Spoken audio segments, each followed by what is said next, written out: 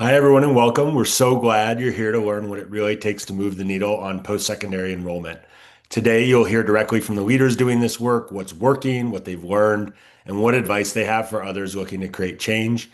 I'm Josh Pollock, and I'm a network advisor with Strive Together. I have the privilege of getting to partner closely with Impact Tulsa as they advance cradle to career and post-secondary enrollment in the Tulsa region. In my role, I support their team around strategy, peer learning, and connections across our Cradle to Career network, which is a national network of community partnerships working to ensure that every young person has a clear path to economic mobility. So today's conversation is about Impact Tulsa's work, the strategies and systems they've built with key partners to drive results in post-secondary enrollment. And we're joined by truly an incredible group of leaders, and I'm excited to introduce them to you now. We have Berthadius Bailey, who's the managing director of My Brother's Keeper at Impact Tulsa, Dr. Laura Latta, who is the executive director of the Tulsa Higher Education Consortium and the incoming director of the Mayor's Office of Children, Youth, and Families, and Chantel Lott, who serves as the community education outreach manager at Tulsa Higher Education Consortium. Throughout the live, we're going to be inviting you to drop your questions in the chat, whatever platform you're joining on. Please feel free to drop your questions, and we'll weave as many as we can in through the conversation, and we'll be monitoring them in real time. And to get us started, I'd love to turn it over to Berthadius to share a bit more about Impact Tulsa and the vision driving this work, and then we'll dive into the conversation. Berthadius, I'll hand it over to you. Thanks, Josh. Hi, everybody. I'm Berthadius Bailey. As Josh mentioned, I'm the managing director for My Brother's Keeper Tulsa at Impact Tulsa. Well, Impact Tulsa is Tulsa's regional backbone organization focused on cradle to career outcomes. I share with people that Impact Tulsa does three things, and I think we do it really, really well. The first thing that we do is we leverage data to understand the inequities that persist for our youth and our families inside of our city. And then we convene our partners around evidence-based practices. We then activate those partners to implement those evidence-based practices. We have a really ambitious goal inside Tulsa is to ensure that we have 100,491 youth and families on a pathway to economic mobility. And in Tulsa, that's an additional 15,000 individuals we want to move over the next 4 to 5 years. And so we're excited about this work that we're doing with the consortium. It is a critical part of economic mobility. We've aligned 120 partners and aligned them and activated them to act. But the Tulsa Higher Education Consortium really anchors our regional post-secondary efforts. And with the consortium and our partners, at colleges and universities, we have another ambitious goal to increase our post-secondary enrollment rate from 43% to 53%, because we know that when our young people and those specifically who are furthest from opportunity have targeted interventions, have a targeted goal, then they are going to reach those heights. And so we're so excited about our work with the consortium. Chantel and Dr. Latta have done incredible jobs really leading this work inside of our city. Great. Well, we're excited to dive in. I know everyone's probably here for the cheat sheet of how you have already moved the needle and are planning to move the needle. But before we dive into that, I think all the great work we know starts with the people behind it. And you all came to this work from really different backgrounds and through different roads. And so we'd love to just get a sense of kind of if each of you could share your why, what brought you to this work to improve post-secondary attainment and efforts in Tulsa, and what keeps you in it. And maybe Chantel, we can start with you, and then we'll go to Dr. Latta and Berthades. Yes, happy. Hello, everyone. Grateful to be a part of this conversation. What brought me to this work, I look back over my professional career, and it's really been involved in education.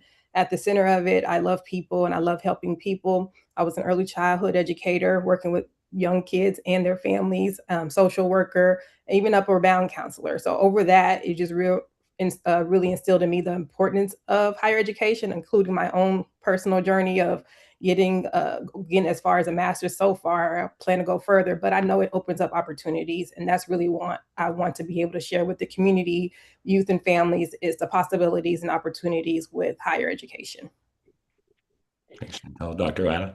Yeah. Well, first of all, I have to just express enormous gratitude for this space and this conversation. It's so incredible, and Strive Together is an incredible organization, bringing folks together across the nation. My why is rooted in the reality that I've lived in Tulsa for my entire life since I was a very, very young child. All of my years of education were in Tulsa. I actually live in the same neighborhood where I grew up, and I experienced it firsthand from early childhood all the way through my doctoral degree. I got every bit of my education here in Tulsa. So I experienced and I navigated the journey, both the mountaintops and the valleys and the complexities to the system and structure. And then I became a teacher. I also, like Chantel, was an early childhood educator and fell in love with education and wanted to understand it from as many vantage points as possible, eventually becoming a college professor, a researcher of education, a nonprofit leader. I formerly worked at ImpactTulsa as the director of post-secondary partnerships and research. And most importantly, now I'm a parent and my children are going to school in Tulsa. And that is my why, to create a better world, a better space, a better system for them to thrive, and have access to opportunities. But not just my kids, everybody's kids. These are our kids. Thank you. But that is, I'll let you round us out. Sure. And very similar to Dr. Latta and to what Chantel said, I was born and raised here in Tulsa, Oklahoma as well. I matriculated through K-12 education here in Tulsa, Oklahoma. And when I graduated from high school, I went off to University of Oklahoma. And I remember getting to campus, I'm asking this question, where are all of my friends? Where are the students I went to middle school and high school with? It was a realization for me that there has been so many systemic barriers that kept them from having the opportunity to continue to pursue their post-secondary education. I share with people a lot of times when I do seminars and workshops that my freshman year alone, I came home for funerals.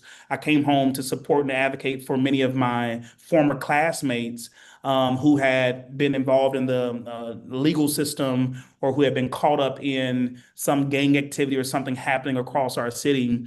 And it really made me realize that college is more than just a institution for higher education, but it could be a harbor for safety and security for some of our individuals in our city, and specifically young men of color who may see their opportunities as limited. It's also the reason why my wife and I, some 10 years ago, started a nonprofit organization where we help many of our our colleagues, friends get scholarship to go to post-secondary education because we want to ensure that they have the resources that they need, not to just get to, but to get through college as well. And so we go around to seminars and workshops with many of our colleges, our high schools and colleges across our city and our state. So that's my why. Appreciate you for asking.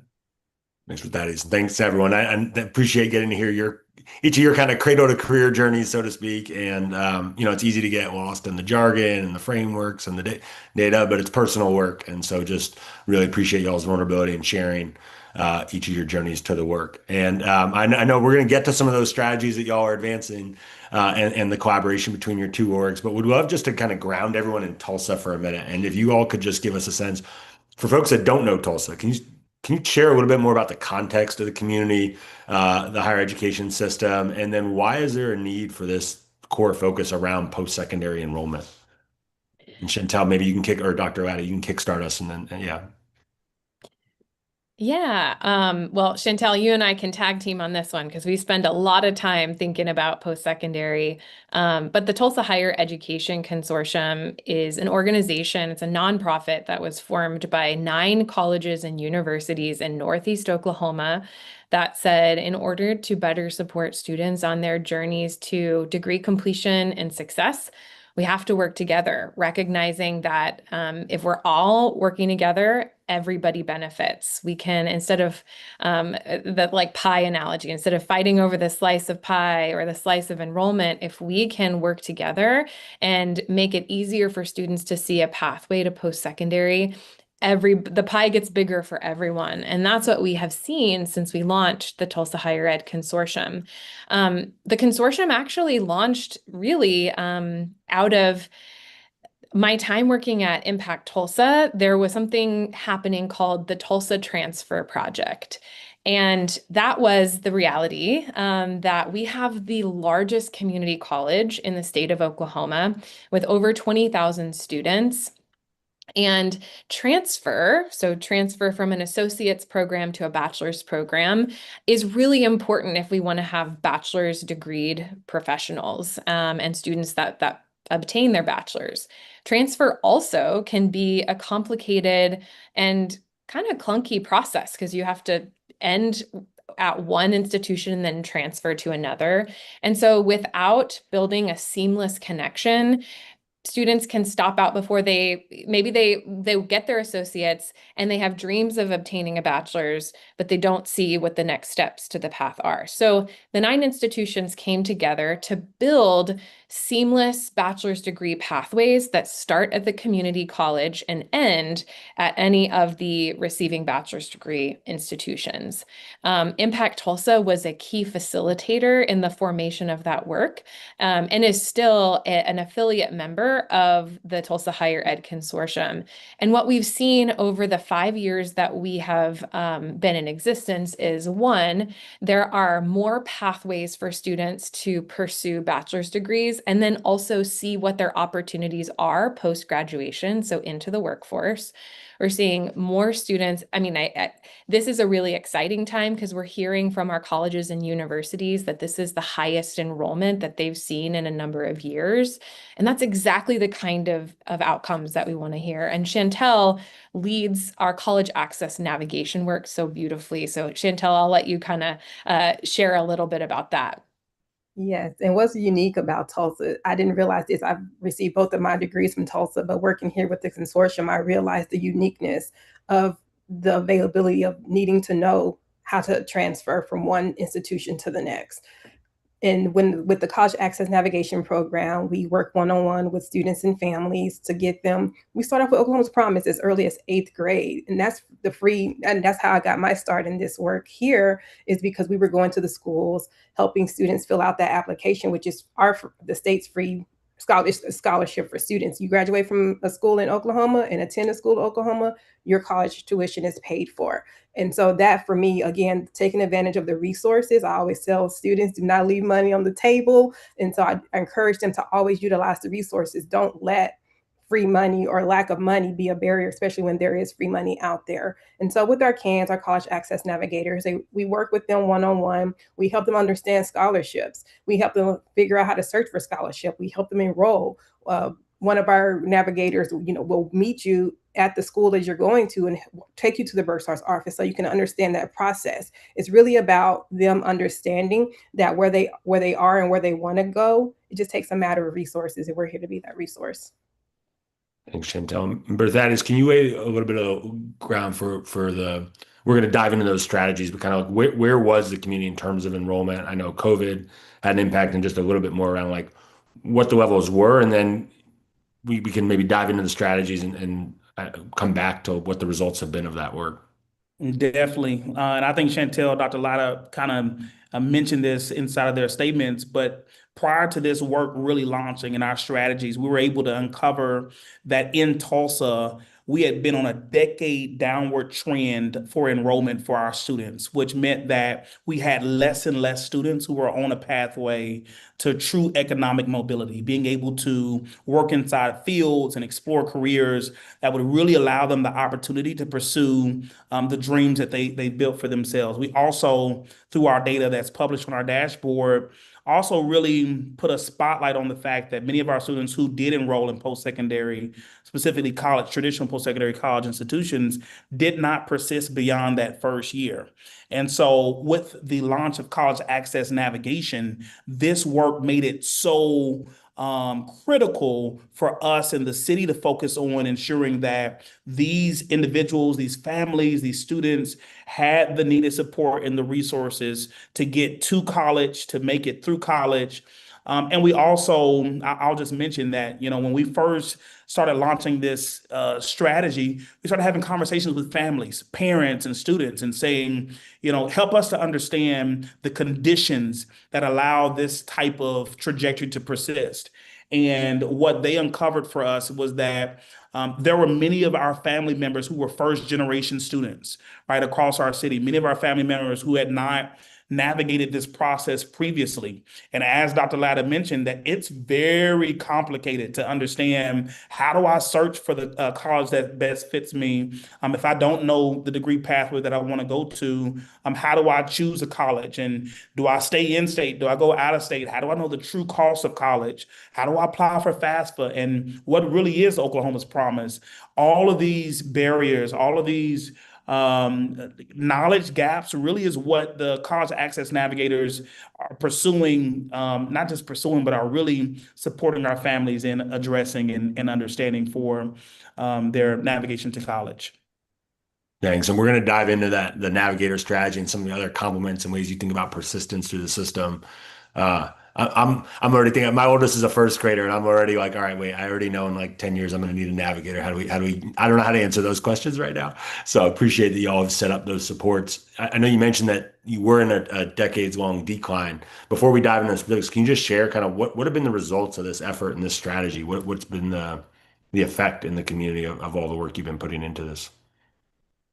I don't want to take their thunder, but I can I can share that, as we set this goal for 43 to 53% over the next few years, that trend, that decline has halted. Like, we have not seen a decline in post-secondary enrollment, and we are on track to increase that and rebound to our previous post-secondary enrollment rate.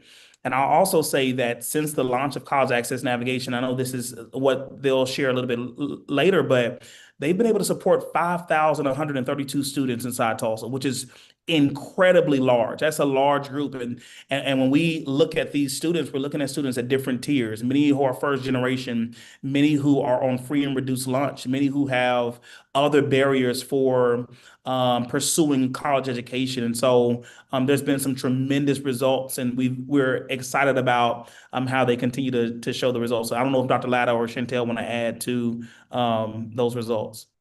Yeah, I mean, I think in addition to the quantitative data, which there is certainly a lot of really exciting quantitative data right now. I mean, we're serving just over 46,000 students across the 9 institutions. Concurrent enrollment is up, cross-registration opportunities have increased. And also what was really interesting was that the consortium launched in 2021. And its launch happened like around 2020. So the collaboration of our 9 institutions was really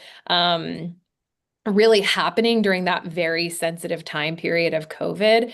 And what we found is we're now a few years out of COVID, is that there have been some real protective factors from that collaboration. Whereas other cities and contexts have experienced 2, 3, 4% decline in enrollments, we're seeing consistent enrollment or even increased enrollment at some of our colleges and universities, which is really encouraging. And then also the expansion of our networks. We're working with 9 different school districts providing support through college access navigation and scholarship support. And Chantel, I know you have some great data around scholarship access support. Yes, and I'm glad you brought up the 9 different school systems, because that's really truly how our we can impact the communities, is working with our district and school partners. But from that, and this is just from one school, and shout out to Dr. McIntosh, our college access navigator, who really was boots on the ground in this effort at one of our schools. They were going in on Fridays, working with the students with scholarship and essay writing, and really doing the work to get them to understand the importance that you can get money to help pay for college. And over time, just being able to, there were different amounts of about 20 or so students that came in, but out of those students, 5 of them were able to accumulate over $68,500 in scholarship funding. And so this is just with one school. So we are really looking forward to the impact that we'll have by expanding our capacity and working further with the students in the schools to be able to increase that, because again, cost should not be a barrier, especially if we can help you get to that next level, which is finding funding for your college. Josh, Great. do you mind if I add something that I forgot to mention? And I know I'm throwing off the cadence here, but I just forgot to. Go for it. Okay, okay. And so as we started designing this thing and started really trying to understand what students do we target, where do we target these students, Impact Tulsa's data prowess allowed us to say there are 4 to 5 high schools within our county that need very targeted supports, right? And so when we look at our college access navigation as a strategy of post-secondary enrollment and persistence, we really think of it as a continuum, right? We created, in the words of the consortium, an insulated pipeline or a sheltered pathway. Dr. Latta and Chantel use those terms frequently, but we wanted to ensure that we're targeting the students who are furthest from opportunity. So students who are off track to graduate. Our research really uncovered the fact that students who are off track to graduate, maybe they're missing, 1 to 5 to sometimes more credit hours that they need to be on target for graduation. We've also uncovered through data that these are the same students at different tiers that need the college access navigation. And so, which is why it was so important to us that if they had indicated that on their what Tulsa called the individual career and academic plan, ICAP, if they indicated they're post-secondary bound, they're going to some college or institution, they are automatically referred into college access navigation supports. And so we've been able to see through that one strategy, really these two connected strategies, the graduation game plan and college access navigation, that over 75% of the students who were once off track to graduate moved not only to on track, but moved to graduation on time.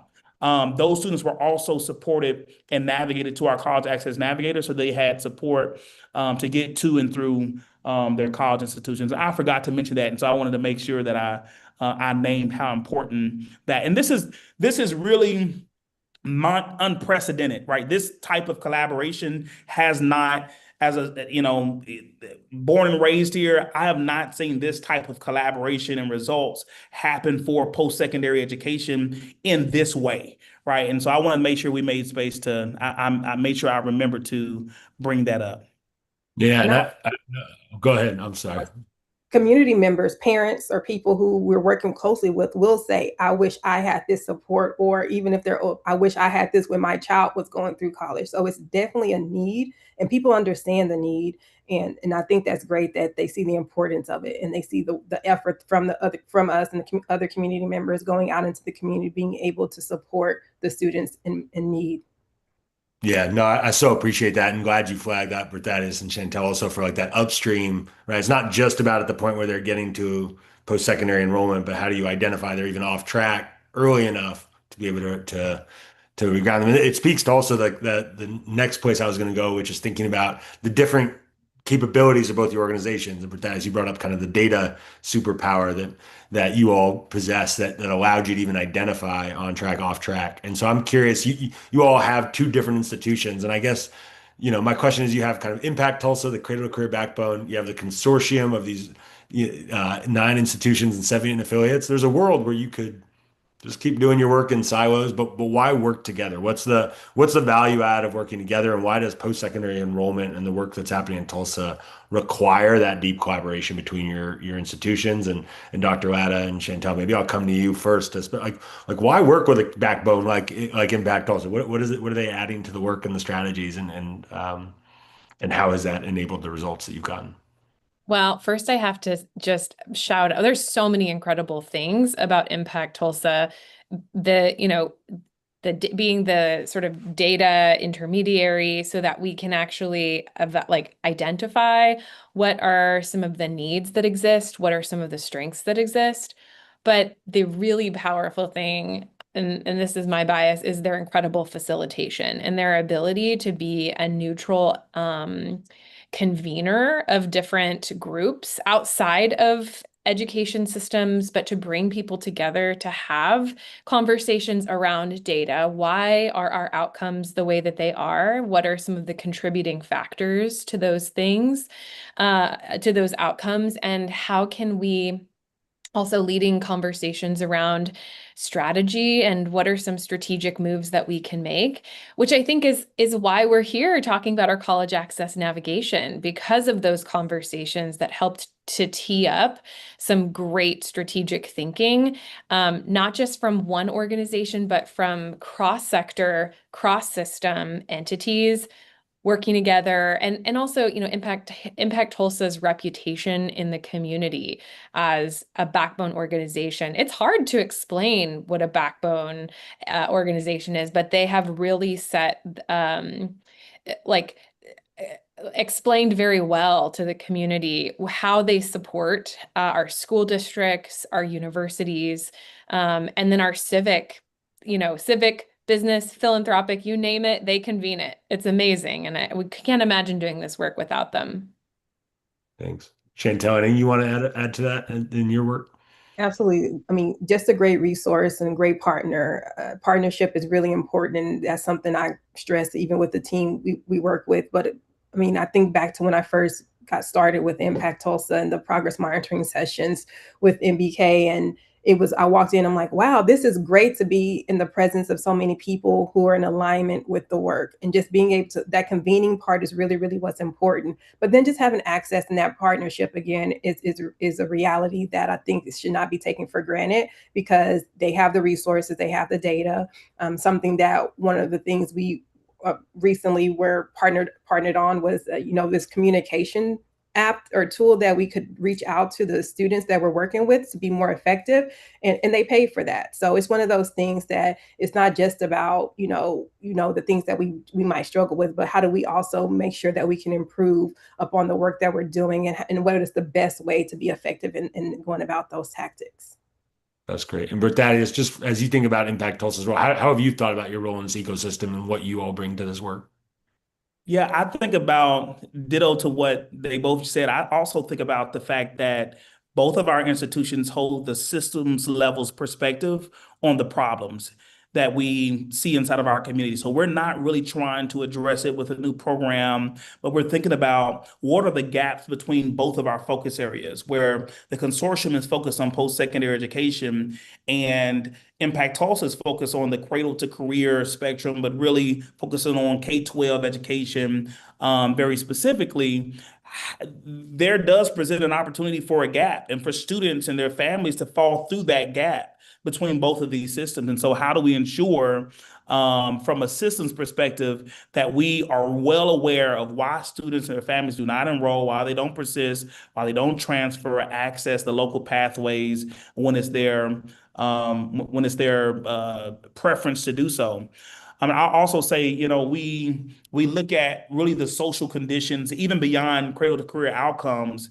When I think Impact Tulsa's claim to fame is the Child Equity Index, where we look at the social conditions that really sustain inequity in our community. And so our Child Equity Index really overlays all of these different systemic issues like safety and health, social economic status, walkability scores, all these different metrics to understand what is causing our student outcomes to persist the way that they have. And so I think we take a really systemic perspective, both of our institutions, at addressing these problems and coming up with systems level solutions. That's great. And you mentioned a couple of the data points you all measure that across different sectors, and we're gonna come back to that. Before we do, I just want to plug again, whatever platform you may be joining from, would love to have your questions from the audience members. So please drop your questions in the chat for whatever platform you're in, and we'll try and weave them in for our incredible speakers. But Dr. Ad, I want to congratulate you I know you were recently named the director of the Mayor's Office of Children, Youth, and Families for the city of Tulsa. Can you share? I know you're in between these two, wearing multiple hats on this call in some ways, but can you share a little bit about how you see that office connected to this work and the post-secondary enrollment efforts? Yeah, absolutely. First of all, I just have to say that I've been so impressed. I mean, it was the city of Tulsa that was part of the initial conversations that launched the Tulsa Higher Education Consortium, and they were at the table with Impact Tulsa. So there was a real prioritization of recognizing that this is going to take all hands on deck. We've all got, this is a citywide initiative that multiple entities have to contribute to. And so we've been very fortunate to live in a city with leadership that prioritizes this type of collaboration. And, we'll be supportive and speak at events and talk about the importance of post-secondary access, FAFSA, Oklahoma's Promise, which again, like Chantel said, is the statewide tuition scholarship. But also, I mean, just anecdotally, before I had done any work with Strive Together, I was a community school coordinator, and I got to see firsthand. I was a community school coordinator over an elementary school of 900 kids, and we partnered with businesses and entities, including the city, around like identifying supports for out of school time programs, for math, like math performance, all kinds of things.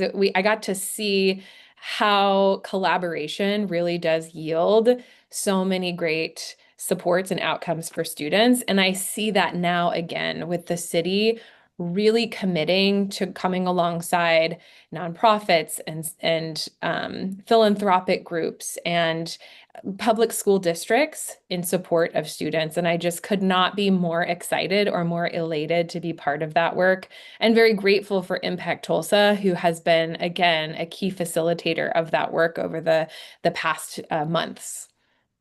Well, thanks for that. And we're excited for the next phase of the mayor's office and for your leadership. So thanks for taking that on, and congratulations again. Thank you. And so now we want to really start diving into the core elements of the strategy around post-secondary. I know we've touched on college access navigators, but really want to like bring this to life for folks to really understand how you all have been able to bend the curve and really start seeing those positive improvements in the community. And we know you have that. I'm going to say the exact number, but that is because you called it out. That ambitious goal of 100,491 youth on a path to economic mobility by 2030. And that one of your strategies is to support high schoolers by ensuring they graduate with a graduation game plan. Can you share a bit more about what the graduation game plan strategy is, how it came to be, and how both Impact Tulsa and the consortium are involved in leading that? Awesome. Would love to give more context. So we have strategies around each one of our outcome areas.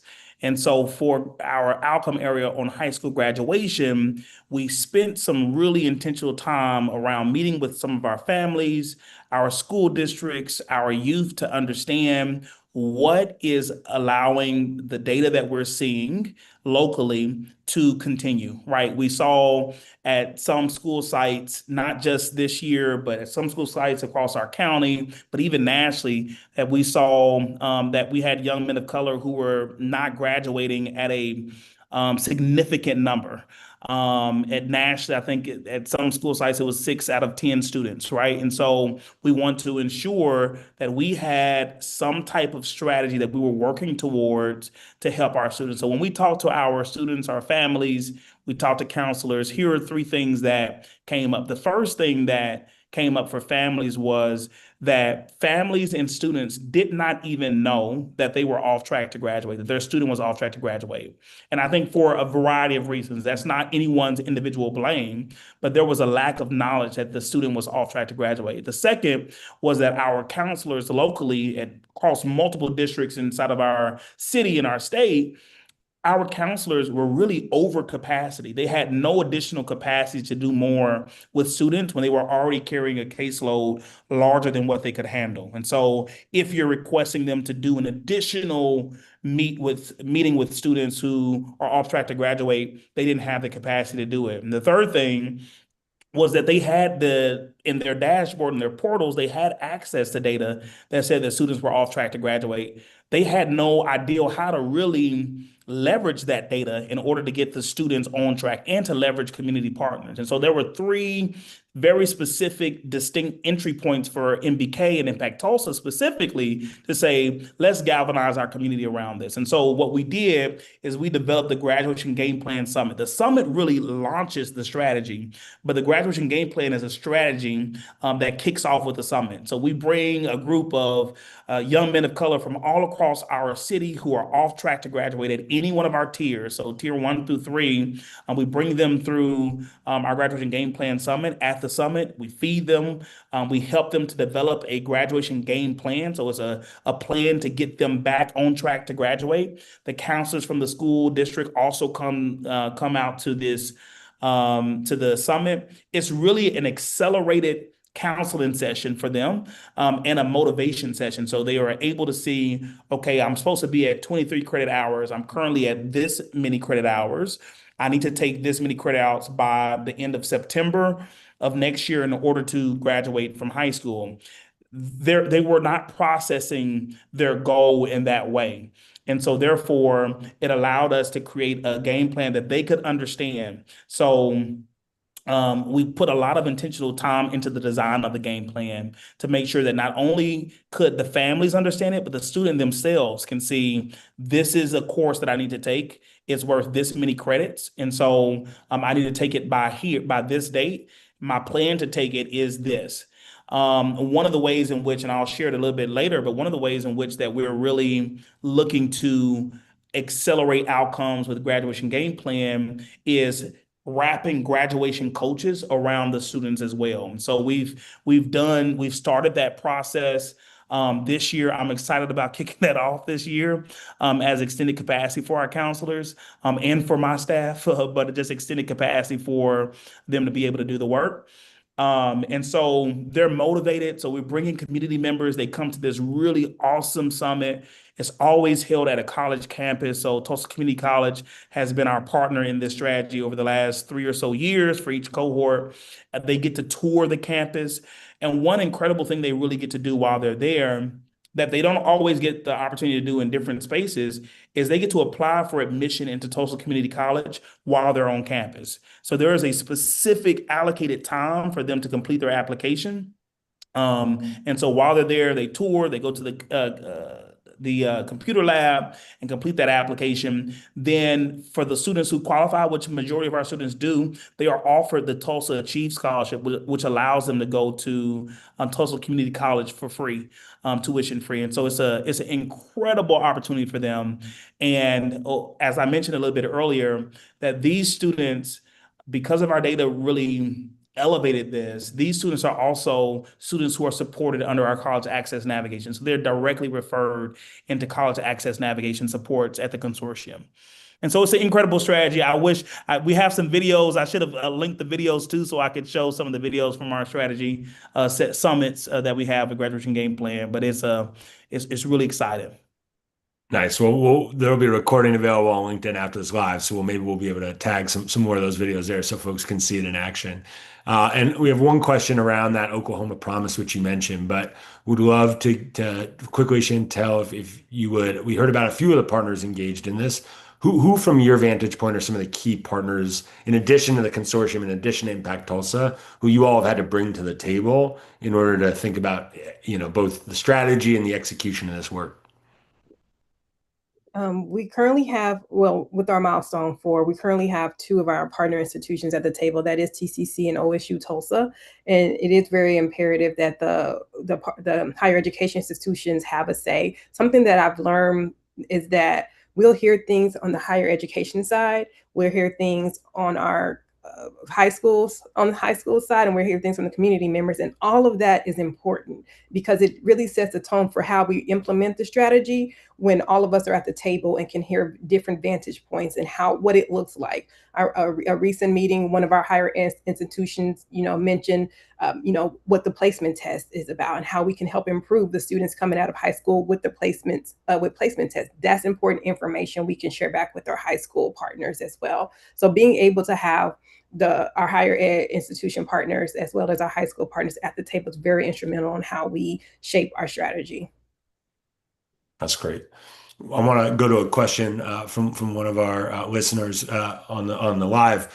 You mentioned the Oklahoma promise, and I know you've also mentioned that folks leave opportunities on the table, and was wondering if you could share a little bit more about both what the Oklahoma promise entails, just for folks who aren't as familiar with it, and the question was really, it seems like it's been in place for a number of years, about 3 decades or so. What have been some of the biggest barriers for uptake on that opportunity that's led to people not taking advantage of the Oklahoma promise? although it's been around for 30 plus years, it has a different name now. Previously, it was OLAP. So that could be part of what is missing in the community when it comes to knowledge about it. But what it is, it pays for tuition only for students. Again, graduate from an Oklahoma school, attend an Oklahoma school or tech school after graduation.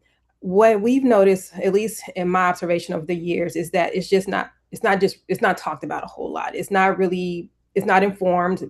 I know one of our district partners tried to implement where they could, in order for students to get their schedules, they needed to complete Oklahoma prompts because they wanted to have a sure pipeline for them not to leave money on the table. And so right now it really is about word of mouth and getting it out. There's a lot of material out there, but again, something that we've heard from our school partners is that families and students are in information overload. So the information goes out, but if they are receiving so much information from the school, from community partners, some things are going to go unnoticed. So those personal relationships really do matter when it comes to talking about this particular thing of funding. So the schools will ask us to come out and we'll host Oklahoma Promise clinics. We'll talk about it. We'll do the application right then and there. And that's getting folks ahead of the game early on. And I want to just kind of dovetail on what you said. First of all, I got to give Chantel her flowers for being the guru of Oklahoma's Promise. She knows so much about it. There are some criteria for receiving that funding. There is an income threshold. And so what happens is there are a lot of assumptions like, oh, well, I probably won't qualify for it. And so I'm not going to apply for it, or it's too cumbersome, or you do have to input, tax information, financial information. And so sometimes those extra steps can feel overwhelming and daunting. And especially as Chantel said, like, it's like information inundation. And it can feel like too much. And so we have recognized that having a friendly face that can assure somebody and say, like, we've got this together. You don't have to know every single step of the path. I'm here to help you with just the next step right in front of you, which is exploring whether or not you qualify for Oklahoma's Promise. But I also want to go back to something that Chantel said about hearing like different perspectives. For a while, a series of years, students were like not applying for it because there wasn't really great information about how to apply. And so the Oklahoma State Regents really listened to that feedback and they improved the way they were communicating about it. There was also some legislation to make it more available. At one time, you could only apply for it if you were in 8th grade. Now you can apply for it if you're in 8th grade through the first semester of your 12th grade year. So there's been some policy change around it to make it more accessible. And then that information change. And then people are just recognizing that you've got to demystify the process. It should not be the hardest thing in the entire world to figure out how to pay for college. We've got to make it easier, both, like in higher ed, in K-12, and in the community where we're supporting our families.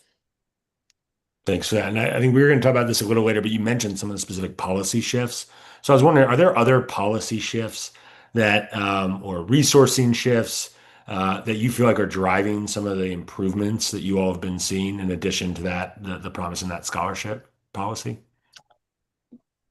I think we definitely have seen a ton of policy shifts in a lot of areas. I think Oklahoma's Promise, especially, there was also some legislation that passed this last session that expanded Oklahoma's Promise for teachers' children, so that they were guaranteed to qualify and their kids could receive that funding. There's been a lot of higher ed policy change. There was like colleges and universities and what they can offer in different areas of the state has been something that has had some legislative policy change.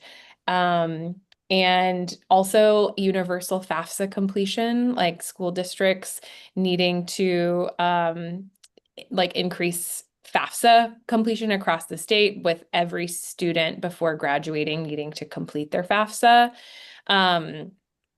And let's see, gosh, there's so much, there's more, but I think also, there's a lot of attention right now around workforce development and funding, like short-term Pell, higher ed, because all 9 of us are at the table together, have had some really great and productive conversations about how we can leverage funds that a single entity would never be able to leverage alone. And one example of that is we've been able to get 2 federal grants as a consortium of 9 institutions that have allowed us to provide housing for students that are housing insecure or experiencing homelessness, and then internships for students in college that need workforce training opportunities.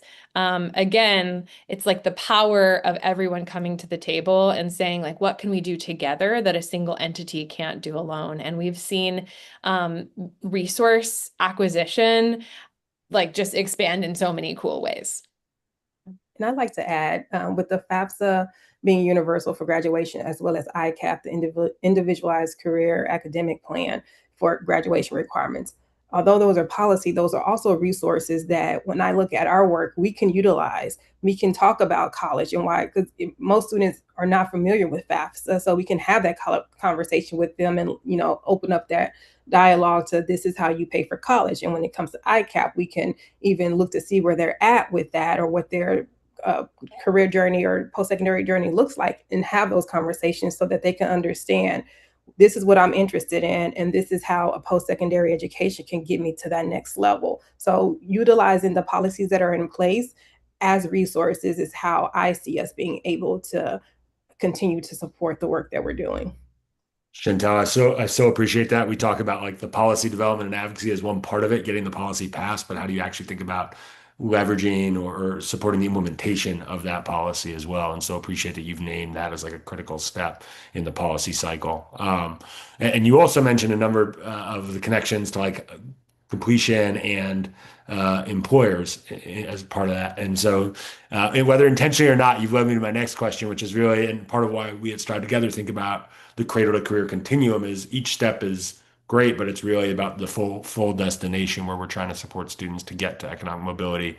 And so as you think about not just getting young people into post-secondary, but ensuring that they complete post-secondary, and I know, Berthadius, you mentioned there's a particular focus on supporting young men of color.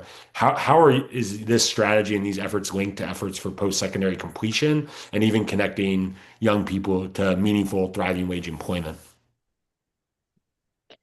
Yeah, I mean, the recognition that like the journey doesn't stop at graduation. That's where the journey starts. And that's both high school and post-secondary graduation. That the recognition across education systems that like we're delivering them to the next phase of the journey and setting them up for success throughout the entirety of that journey. And part of that is supporting them to college, through college, to graduation, and then getting them connected with workforce opportunities so they have a great shot at economic mobility and autonomy over where they want to work and pursuing their goals and their dreams. And so though like that stream of work is our youngest stream of work, we've been leading internship work for about 1.5 years now. And I know Impact Tulsa has a lot of experience in that realm. We are thinking about things in terms of the whole continuum and encouraging in every conversation our partners to do the same. That's great. But Thaddeus, did you want to mention anything as well? Yeah, so this is we have a visual I think that really communicates really well this ideal of a sheltered pathway, the vision that we're building for students to get to and through college, but to and through high school. And so I'm hoping that our team can drop that visual inside the chat so that the audience can see it. But our vision really, as we talk about navigation, we're thinking about navigation along the entire continuum. And so what you're going to see on that visual is that there are navigators families and mentors from eighth grade. And we're not just starting at eighth grade, but the visual starts at eighth grade, but eighth grade all the way through the end of high school, all the way through college, and even until they get to the workforce. And so we see our college access navigators as a part of that village of navigators, or that village of caring adults who are supporting our individual students. I say all the time, we had a check-in question. We had a meeting early this morning, and our check-in question was about TRIO, post-secondary education. What was the one thing that really facilitated you continuing and staying in college? I say it all the time. I had the best TRIO advisor in the world. Her name is Mrs. Crystal Perkins Carter. She's no longer at the University of Oklahoma, but she was there. I would not have graduated. I'm the last of 11 kids, first to go to a school of that size. I would not have made it through the University of Oklahoma had it not been for Miss Crystal. She checked in on me, made sure that I had tutoring, made sure I had internship opportunities, made sure I had the right schedule for my major.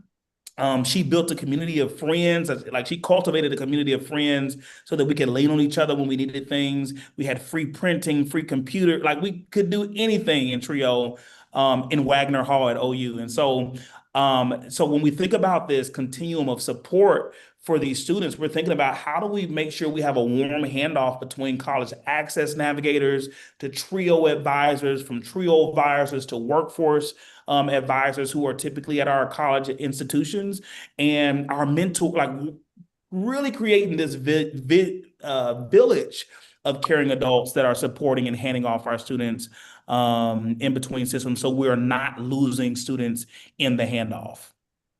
Can I add one thing here that I just have to give so much credit to Strive Together and Impact Tulsa. And, I went through results-based facilitation training, loved that, learned so much, learned things that now we are in the higher ed space replicating. And one of those things, we call them communities of practice. They also like collective impact groups, or there are different learning communities. But we have, the consortium has 10 different groups, and academic advising is one of those groups where we meet regularly with academic advisors across our 9 institutions to help share like cutting edge like techniques and practices that are most beneficial for students, so that we on our side can be strengthening the system, and being mindful of the students that we're receiving and then sending off into the workforce. Similarly, we have a career services community of practice. We take them on tours of employer or of businesses and employer tours, so that they know where they're sending students whenever they're writing letters of recommendation. So really, part of the consortium's work is to shore up and strengthen the connections across institutions, provide professional development. And again, couldn't do it without the training received from Strive Together, from Impact Tulsa, and the excellent facilitation. But that really helps us to build a more cohesive and connected ecosystem. That's super helpful. Thank you for that. And I appreciate the add-on just for the shout out to Strive. So together in the training hub, we're going to link to some resources at the end where folks can access via our training hub some of those tools like results-based facilitation. So thanks for shouting that out as well. And one of the things we wanted to we just talked about how kind of the end destination isn't just post-secondary enrollment. Similarly, we know education isn't the only factor in whether or not a young person makes it to and through college, and that you all in Tulsa are being super deliberate about the variety of systems and how you want to impact that, whether it's housing, transportation, food security, community safety. Can you talk about how you all have centered some of those other systems, taken on the challenge of looking cross system?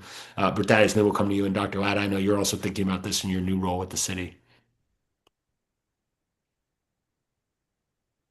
Josh, can you ask that question one more time? I'm sorry. Yeah, just how you're thinking about that cross sector, the deliberate cross sector approach of addressing those barriers in addition to some of the education focused barriers. What are those other barriers, whether it's housing, transportation, and other sectors that y'all are targeting, and Oh, how definitely. it's a factor? Yeah, so we were challenged, as I believe most cities were challenged here recently, with chronic absenteeism really invading our public education space, where many of our students are missing over 10% of the school year.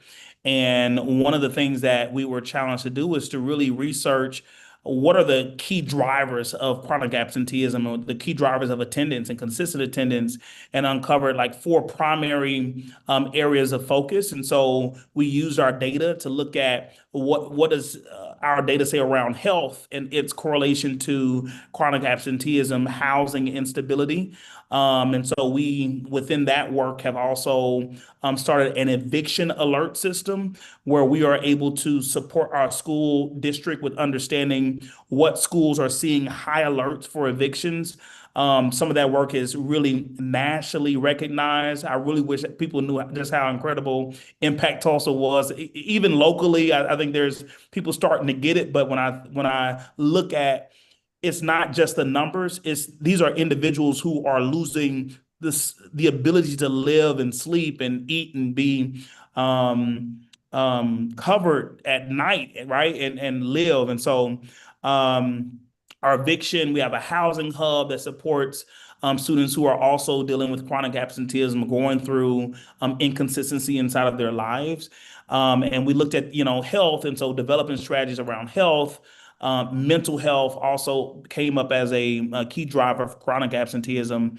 And so really that's birthed in our child equity index. As I mentioned a little bit earlier, is when we look at the child equity index, it overlays all of these different social conditions that are contributing to a individual student's outcomes, but the systems that are enabling these types of inequities inside of our community. And so we're taking a very strategic and systems level perspective to address those issues. Hopefully that answered the question, but I'll make space for Chantel or Dr. Latta to add. Well, I mean, the child equity index work, the data to help inform and shine a light on different needs that exist is really what has prompted some of our actions and strategies to, find resources and get, answers or solutions to some of those challenges. I mentioned like our housing work around, like there's not a lot of student housing in Northeast Oklahoma. Only two of our institutions, both our private institutions, have student housing. And paired with data that we had from Impact Tulsa about the occurrences of housing insecurity and homelessness, we really listened and paid close attention to that. And we sought resources and have a youth homelessness demonstration program grant through HUD that allows us to provide housing resources for students. So that, yeah, we couldn't do it without each other and without this incredible collaboration. That's great. You all have added so much value in Tulsa with the eviction work, and I know so many folks on the Strive Together network have learned from that. And Berthaddeus, you've also been recognized nationally, in addition to the eviction work, as an MBK model community, a My Brother's Keeper model community. I know we're running up against time, but can you quickly just share a little bit about what that means, what you all needed to do to earn that designation, and how you see that connected to the post-secondary efforts? I I would be elated. This is the thing I share the most. But really to pat Tulsa on the back, because Impact Tulsa, MBK were not those recognized. I know we were the one named, but Tulsa really became a model community because of the collaboration, like the work that we're doing with the consortium and other partners around the city. But President Obama 2 years ago said he wanted to seek out four cities who were doing incredible work that was moving a population level impact outcome.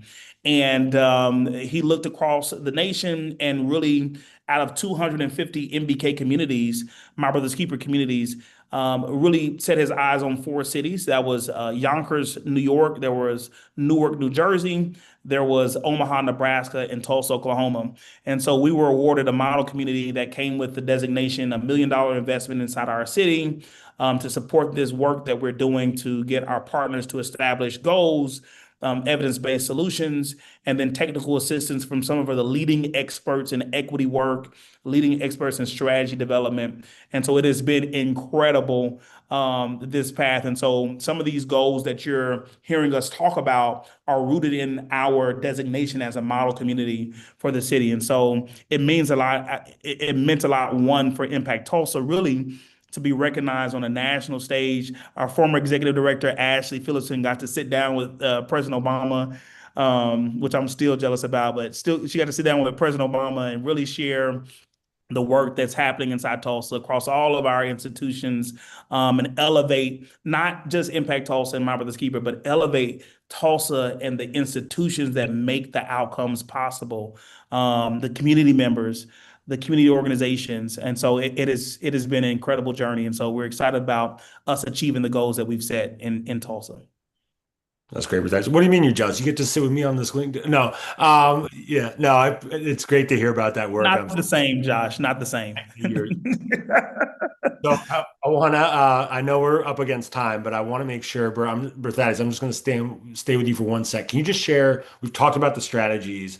What's next for this graduation game plan work? I know y'all are thinking about early intervention. Like, what's the next step? And then we'll open it up at the end. I have a closing question, but Yeah, would love to. So, a couple things that we're looking at doing this year. I alluded to it earlier, but was graduation coaches.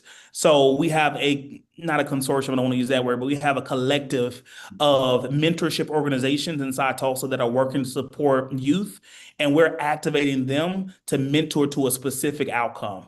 And so that outcome being graduation. So they'll be supporting our graduation game plan work this year. The other thing that we heard from our school district partners was that we wanted to really start a little bit earlier. And so 10th grade was the first opportunity for a student to be off track to graduate. And formerly, we were working on the end of the spectrum. So seniors who were off track to graduate before the end of their senior year. Now we're focusing on seniors and our sophomore students who just coming out of freshman year, and they may have just been designated as students who need intentional intervention because they're off track. And so we're tackling those two things this year. So really excited about this new re-envisioning of graduation game plan that's going to make our results even larger this year. that's great. Well, I know we've already taken up more of your time than we bargained for, but I would love just to close by getting all of your answers to what is your hope for this work for the community? What do you hope is different or true in Tulsa in 5, 10, 20 years from now as a result of all these efforts in this work? And maybe Chantel, I'll start with you, and we can go we'll go around after that. Thank you, Josh. This has been great. I think we truly have laid the foundation for what's ahead. And I'm thinking, when I think about, I'm always have youth in mind. So when I ask them what their goals are, it's not a hesitation. They already know that they have a post-secondary plan in place, and it consists of them continuing on with their education, whether it's a micro-credential, an associate's degree, or a degree, but they know the importance and value of a post-secondary education without even thinking about it. Thank you for That was so powerful. And like, I don't even think I can effectively follow that up. And I think is like just so illustrative of your heart, Chantel, is always about the students. And it, as much as like, my initial reaction was like, more students, more enrollment, more opportunities, more graduations. And that is, yes, we want that. And we also want to think about every single child, every single student, every single individual, and an opportunity unlocked for them is not just an opportunity unlocked for one person, but also for their families. And so when we say more students, always anchoring back in the reality that these are people and stories, and always being present with the reality that like these are lives that are getting access to new opportunities and new and wonderful dreams. And I think being able to develop and continue to collaborate is always my dream, and have more collaboration and more synergy. That's great. Berthadis, you mind closing us out? This is so powerful. Yeah, I would ditto what has been said earlier, and also add to it. I want there to be like more spotlights on this type of collaboration happening inside Tulsa. I think a lot of times we can just regurgitate that we're working in silos. But what I've been able to see with what the consortium has built at the Tulsa Higher Education Consortium, what Impact Tulsa has built with our community partners, is that we've really worked to like de-silo the work that's happening around our city. And I want there to be a spotlight on that.